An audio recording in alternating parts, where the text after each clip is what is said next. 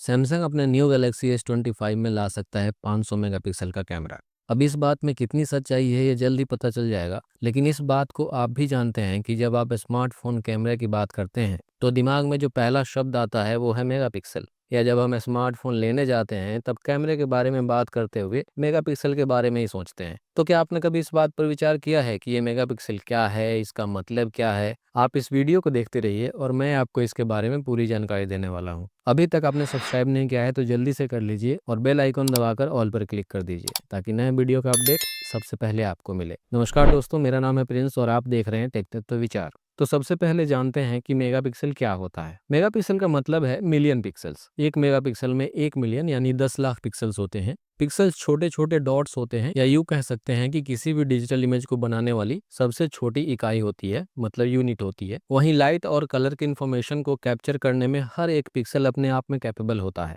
जब आप कोई फोटो लेते हैं तो हर पिक्सल लाइट और कलर के इंफॉर्मेशन को कैप्चर करता है और सारे पिक्सल्स मिलकर तस्वीर बनाते हैं, तो हमें एक पूरी इमेज दिखाई देती है। जितने ज्यादा पिक्सल्स होंगे उतनी ही डिटेल्स इमेज में हमें देखने को मिलेगी। तो ये जो नंबर है 10 लाख का, चलो इसे समझते हैं।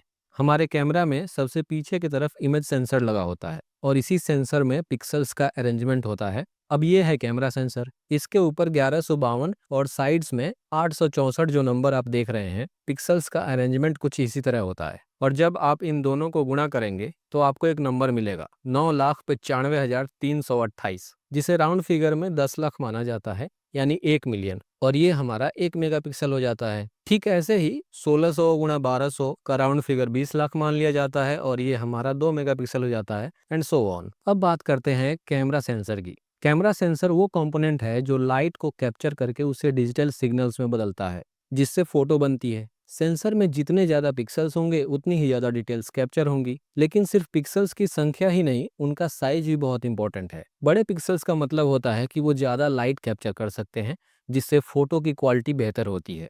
अगर एक छोटे सेंसर में ज्यादा पिक्सल्स भरे जाएं तो इंडिविजुअल पिक्सल का साइज छोटा हो जाता है और वो उतनी लाइट कैप्चर नहीं कर पाता और लो लाइट में अच्छी फोटो नहीं आती। इसीलिए मेगापिक्सल के साथ साथ पिक्सल साइज भी बहुत जरूरी हो जाता है। इसको ऐसे समझ सकते हैं कि मानो एक 10 बाई 10 के कमरे में 2 लोग रहते हैं, तो इतना स्पेस है कि वो कंफर्टेबली रह सकते हैं। लेकिन क्या होगा जब उसी रूम में 10 लोग ठूंस दिए जाएं? संभव है खड़े होने की जगह मिल जाए, पर कब तक रह पाएंगे? आई नो कि परफेक्ट एनालॉजी नहीं है, बट आपको आइडिया लग गया होगा, राइट?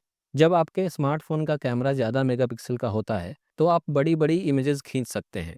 इन्हें जूम करके देखने पर भी डिटेल्स क्लियर रहती हैं। इसके अलावा बड़ी इमेजेस को आसानी से क्रॉप करके भी अच्छा रिजल्ट पाया जा सकता है। और ये फोटो तब काम आ सकती हैं जब आपको एक बड़ा प्रिंट निकालना हो। पर इसका मतलब बेहतर फोटो नहीं है। सिर्फ मेगापिक्सल ही इमेज क्वालिटी को तय नहीं करते। इमेज क्वालिटी पर लेंस की quality, sensor size, processing technology और सॉफ्टवेयर भी बहुत असर डालते हैं। बड़े सेंसर का मतलब है कि वो ज़्यादा लाइट कैप्चर कर सकता है, जिससे फोटो की क्वालिटी बेहतर होती है, खासकर कम रोशनी में। इसीलिए जब भी आप नया स्मार्टफोन खरीदें तो सिर्फ मेगापिक्सल पर ध्यान ना दें, बल्कि सेंसर साइज और बाकी फीचर्स भी देखना जरूरी है।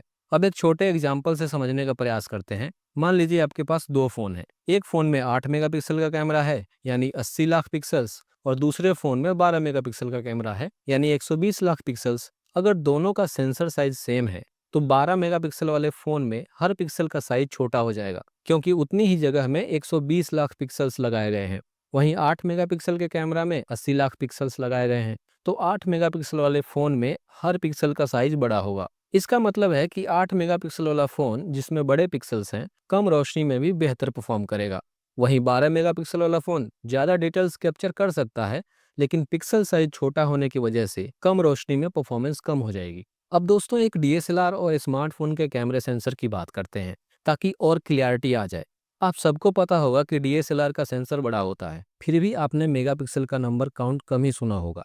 इसीलिए उसके पिक्सल्स भी बड़े होते हैं। इसका मतलब है कि वो ज्यादा लाइट कैप्चर कर सकता है और लो लाइट में भी बेहतर फोटो ले सकता है। वहीं स्मार्टफोन का सेंसर ऑलरेडी छोटा होता है, उस पर से ये बड़े बड़े मेगापिक्सल के नंबर्स 50, 65, 100, 200, इसीलिए उसके पिक्सल्स भी छोटे हो जाते हैं। स्मार्टफोन के कैमरा में 100-200 मेगापिक्सल होने का एक बढ़िया फायदा जूम करने का है, पर सबसे अच्छा फोटो निकालने के लिए ये बड़े मेगापिक्सल्स उतने कारगर नहीं होंगे। इसीलिए एक डीएसएलआर कम मेगापिक्सल के बावजूद भी बेहतर फोटो ले सकता है, क्योंकि उसके पिक्सल्स बड़े होते हैं और वो ज्यादा लाइट कैप्चर कर पाते हैं।